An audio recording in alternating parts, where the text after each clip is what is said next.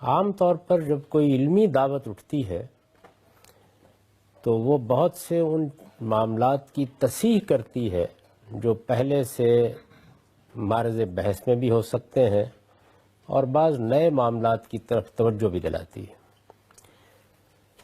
جو لوگ اس دعوت کو سنتے ہیں، اس سے متاثر ہوتے ہیں، ان کی تمام تگ و دو کا ہدف بالعموم علمی مباحث ہو کر رہ جاتے ہیں۔ یعنی کوئی نئی تحقیق سامنے آ گئی، کوئی نیا زاویہ نظر سامنے آ گیا، تو لوگ اس میں ایک خاص طرح کا حظ محسوس کرتے ہیں۔ ان کو محسوس ہوتا ہے کہ اس طرح ان کی کوئی بڑی ذہنی الجھن حل ہو گئی ہے۔ اس سے ایک خاص طرح کا برتری کا احساس بھی پیدا ہوتا ہے، پھر وہ دوسروں کو بھی اس کی جانب توجہ دلانا شروع کر دیتے ہیں۔ یہ مجبوری ہے، ایسا ہوتا ہے۔ ہماری دعوت کے ساتھ بھی ایسا ہی ہوا ہے۔ اس میں چونکہ ایک لمبے عرصے تک موجودہ مذہبی فکر یا رائج مذہبی فکر تنقید کا ہدف بنا ہے، ایک طرح کی ری فارمیشن یا ری کنسٹرکشن کا عمل ہوا ہے۔ اس میں پہلے سے بہت سی مانی ہوئی باتیں، خواہ وہ اصول سے متعلق تھیں، خواہ دین کے مجموعی تصور سے متعلق تھیں، خواہ اجزاء سے متعلق تھیں، وہ زیر بحث آئی ہیں۔ ان میں سے بعض چیزوں پر نظر ثانی ہوئی ہے، بعض چیزوں میں نیا زاویہ نظر لوگوں کے سامنے آیا ہے۔ تو میں جب لوگوں کو دیکھتا ہوں، مشرق مغرب میں ان سے ملتا ہوں، تو مجھے یہ محسوس ہوتا ہے کہ ان کی زیادہ دلچسپی کا باعث یہی مباحث بن کر رہ گئے ہیں۔ یہ اپنی جگہ بڑی قیمتی چیز ہے، لیکن ہم جب قیامت میں اپنے پروردگار کی بارگاہ میں اٹھیں گے تو اس میں سوالات اس سے متعلق نہیں ہوں گے۔ یعنی اللہ تعالیٰ یہ نہیں پوچھیں گے کہ یہ بتاؤ کہ تم معراج کو جسمانی مانتے تھے یا روحانی مانتے تھے۔ یہ نہیں پوچھیں گے کہ بتاؤ کہ قرآن مجید کی فلاں آیت سے تم نے یہ مطلب سمجھا تھا یا وہ مطلب سمجھا تھا۔ وہاں جو چیز زیر بحث آنے والی ہے، دین میں اصلاً اس پر نگاہ رہنی چاہیے۔ یہ سب علم کو حاصل کرنے کی چیزیں ہیں، ان سے انسان تعصبات کو ختم کرتا ہے، اس کے علم میں اضافہ ہوتا ہے، وہ نئی نئی دنیایں دریافت کرتا ہے، اس کو ایک قلبی اطمینان حاصل ہوتا ہے، اس کو اپنے دین کے معاملے میں شرح صدر ہوتا ہے۔ یہ بڑی قیمتی چیز ہے۔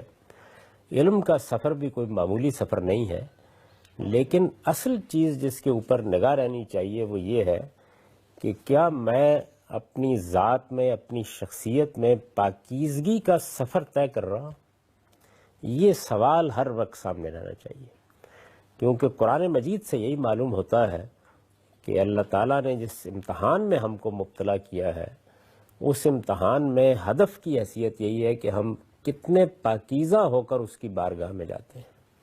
میں آگے چل کر وضاحت کروں گا کہ اس پاکیزگی سے قرآن کیا مراد لیتا ہے یا اس کا کانٹینٹ کیا ہے، لیکن اس وقت جس چیز کی طرف اصل میں توجہ دلانا مقصود ہے وہ یہ ہے کہ اس ہدف کو کبھی نگاہ سے اوجھل نہیں ہونا چاہیے۔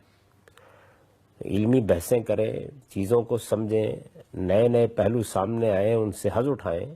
ان میں سے کوئی چیز بھی ایسی نہیں ہے کہ جس کو غلط کہا جا سکے، لیکن اگر یہی تمام تگ و دو کا ہدف ہو کے رہ گئی ہے تو دین محض علم نہیں ہے، وہ اصلاً ایک بڑی منزل ہے جس کی طرف ہماری رہنمائی کرنے کے لیے نازل کیا گیا ہے، اور جیسے کہ میں نے عرض کیا وہ تزکیہ ہے، اور یہ قرآن مجید نے بالکل واضح کر دیا اور بتا دیا کہ قد افلح من تزکیٰ، یعنی جس نے اپنے آپ کو پاکیزہ کر لیا وہی فلاح پائے گا۔ اور پاکیزگی کے لیے اللہ تعالیٰ نے پھر پورا لائے عمل بھی بتایا ہے کہ کیا کرنا چاہیے اس کو۔ میں اس پر بھی گفتگو کروں گا آگے چل کر۔ اس میں چونکہ علم سے بات شروع ہوئی ہے، تو اگر آپ خالص نسب العین کے حوالے سے دیکھیں تو جو رویہ اس سے وجود میں آتا ہے وہ ہے جس کے بارے میں ہم قیامت میں جواب دہ ہوں گے۔ یعنی نتیجہ فکر نہیں، وہ رویہ جو ہم نے اختیار کیا۔ علم کا تزکیہ بھی اسی طرح مطلوب ہے جس طرح عمل کا تزکیہ مطلوب ہے، لیکن علم کے تزکیے میں ہدف کیا ہے؟ یعنی ہمارا ایٹیچیوڈز ٹورڈ نالج، ہم نے علم کے معاملے میں رویہ کیا اختیار کیا ہے؟ کیا ہم نے اپنے آپ کو تعصبات سے پاک کرنے کی کوشش کی ہے؟ اب دیکھیے میں نے لفظ بولا پاک کرنا، یہی تزکیہ ہے۔ کیا ہم اب بھی جذبات میں بہہ جاتے ہیں؟ کیا اب بھی ہم اسی جگہ کھڑے ہیں کہ اگر پہلے ایک شخص کی عقیدت میں مبتلا تھے تو اب کسی دوسرے شخص کی عقیدت میں مبتلا ہو گئے ہیں؟ یہ وہ جائزہ ہے جو ہم میں سے ہر شخص کو ہر وقت لیتے رہنا چاہیے۔ یعنی اگر آپ نے کوئی نئی تحقیق جان لی، نئی رائے معلوم کر لی، تو اس سے آپ حظ اٹھائیں گے، وہ آپ کو اطمینان قلب دے گی، لیکن جس چیز کے لیے آپ اللہ تعالیٰ کے حضور میں جواب دیں وہ یہ ہے کہ جب یہ چیز آپ کے سامنے آئی یا اس سے مختلف کوئی چیز سامنے آئی تو آپ نے رویہ کیا اختیار کیا۔ تو جس چیز کی اصلاح علم کی دنیا میں بھی پیش نظر رہنی چاہیے وہ یہ ہے کہ ہم ہر طرح کے تعصبات، ہر طرح کے جذبات، ہر طرح کی عقیدتوں سے بالا تر ہو کر چیزوں کو سمجھنے کی تربیت کر لیں۔ یعنی اس دین کی راہ میں تربیت کا پہلا مرحلہ یہی ہے کہ ہمارا ہدف یہ ہو کہ ہم ہر وقت اپنا جائزہ لیں، خود احتسابی کرتے رہیں۔ ہر رات جب ہم بستر پر جائیں تو سونے سے پہلے ایک مرتبہ اپنے آپ سے پوچھیں کیا واقعی ہم اب تعصبات سے بالا تر ہو گئے، اور اس میں ہمیشہ یہ چیز پیش نظر رکھیں کہ تعصب ایک ایسی بیماری ہے کہ یہ بعض اوقات آدمی کو احساس بھی نہیں ہوتا کہ اس کو لاحق ہو گئی ہے۔ جذبات سے مغلوبیت انسان کی ایسی کمزوری ہے کہ بڑے سے بڑے آدمی کو بعض اوقات اندازہ نہیں ہوتا کہ وہ اس کمزوری میں مبتلا ہو چکا ہے۔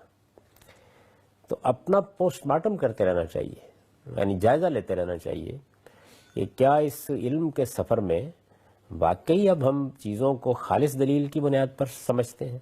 اگر کوئی ہماری مانی ہوئی رائے سے مختلف چیز کی طرف ہمیں بلائے تو ہمارا رسپانس، رد عمل غیر متعصبانہ ہوتا ہے۔ ہم آج بھی پوری توجہ سے اس کی بات سننے کے لیے تیار ہو جاتے ہیں۔ ہمارے اندر یہ چیز موجود ہے کہ اگر ہماری غلطی ہم پر واضح کر دی جائے گی تو ہم اس کو مان لیں گے۔ تو اس کا جائزہ لیتے رہنا چاہیے۔ یہ پہلی چیز ہے جو میں آپ کی خدمت میں عرض کرنا چاہتا تھا کہ جب آپ علم کا سفر کریں تو عام طور پر انسان نتائج فکر کے حظ میں مبتلا ہو جاتا ہے۔ یہ ایک تحقیق ہو گئی، یہ ایک رائے معلوم ہو گئی، یہ ایک نقطہ نظر واضح ہو گیا، وہ بہت بڑی بات ہے، میں اس کی نفی نہیں کر رہا، لیکن وہ چیز جس میں نقطہ نظر آپ کا مثال کے طور پر بڑی جد و جہد کے باوجود بھی غلط ہوا تو یہ مواخذے کا ذریعہ نہیں بنے گا۔ اصل چیز یہ ہے کہ غلط نقطہ نظر کے معاملے میں بھی آپ کا رویہ کیا رہا، یعنی یہ غلطی بربنائے تعصب ہوئی، یہ جذبات میں مبتلا ہو کر ہوئی، یہ کسی کی عقیدت کی وجہ سے ہوئی، یا یہ غلطی انسان کی جو فطری کمزوریاں اس کے لحاظ سے ہو گئی۔ تو پہلی چیزیں جو ہیں وہ قابل مواخذہ ہیں، یہ چیز قابل معافی ہے۔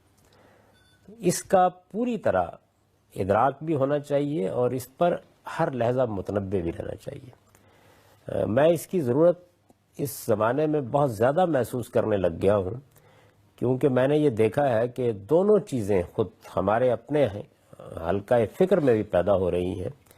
ایک وہی جس کی طرف میں نے اشارہ کیا کہ وہ نتائج فکر کے حظ اٹھانے ہی میں شب و روز مصروف رہتے ہیں، اور دوسرے یہ کہ اس سے خاص طرح کا احساس برتری ان کی گفتگو میں، بات چیت میں، لب و لہجے میں آنا شروع ہو جاتا ہے۔ ان دونوں سے خدا کی پناہ مانگنی چاہیے۔ اللہ تعالیٰ کو سب سے جو چیز ناپسند ہے وہ آپ جانتے ہیں کہ وہ استکبار ہے، اور استکبار یا تکبر کے بارے میں یہ فرمایا گیا ہے کہ اونٹ سوئی کے ناکے میں داخل ہو سکتا ہے، کوئی مستکبر جنت میں داخل نہیں ہو سکتا۔ اپنے اندر سچی عاجزی پیدا کرنی چاہیے اور ہمیشہ سچے علم کا مسافر بن کے رہنا چاہیے۔ اس میں خاص طور پر اپنی تطہیر اور اپنا تزکیہ کرتے ہوئے ایک اصولی بات کو پلے باندھ لیں، اور وہ یہ کہ کسی درجے میں بھی عبادت خدا کے سوا کسی کی نہ ہو، اور عقیدت محمد الرسول اللہ صلی اللہ علیہ وسلم کے سوا کسی سے نہ ہو۔ باقی جو کچھ بھی ہے وہ زیادہ سے زیادہ کیا ہے، جیسے آپ اپنے کسی بڑے کا، معلم کا احترام کرتے ہیں۔ اگر احترام عقیدت میں بدلنا شروع ہو جائے تو اس کا مطلب یہ ہے کہ نفس آلودہ ہونا شروع ہو گیا ہے. جہاں سے آپ نکلے تھے آپ واپس وہیں جا رہے ہیں. جس سفر کی آپ نے ابتدا کی تھی آپ پھر لوٹ گئے ہیں. یہ ایک بڑا یو ٹرن ہوگا جس سے ہر مسلمان کو، ہر سچے علم کے مسافر کو اللہ کی پناہ مانگنی چاہیے. تو اصل چیز جس کو قیامت کے حوالے سے ہمیں اپنے اندر پیدا کرنا ہے وہ بے تعصبی ہے، وہ علم کی سچی طلب ہے، وہ صحیح بات جاننے کے لیے ذہنی تیاری ہے، وہ عقیدتوں سے بالا ہو کر چیزوں کو دیکھنا ہے.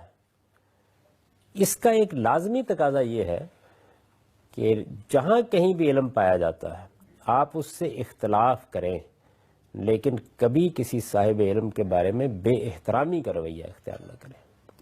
سب کی دل سے رسپیکٹ کریں.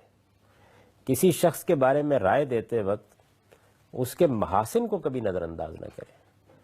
آپ نے بارہا دیکھا ہوگا کہ میں اپنے بعض جلیل القدر بزرگوں سے جن کے سایہ عاطفت میں نے شعور کی آنکھ کھولی ہے، بڑا شدید اختلاف کرتا ہوں، لیکن کبھی ان کی عظمت کے معاملے میں میرے ہاں کوئی برا تاثر آپ کو نہیں ملے گا.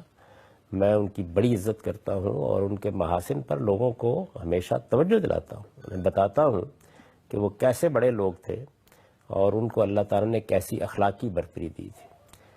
علم میں غلطی ہو جاتی ہے، اس غلطی کے بارے میں ہم گفتگو بھی کریں گے، اس لیے کہ اعتراف عظمت یہاں تک نہ لے جائے کہ ہم غلطی کی تائید کرنے لگ جائیں، اور غلطی پر تنقید یہاں تک نہ لے جائے کہ ہم کسی شخص کا جو واجبی احترام ہے وہ کرنا چھوڑ دیں.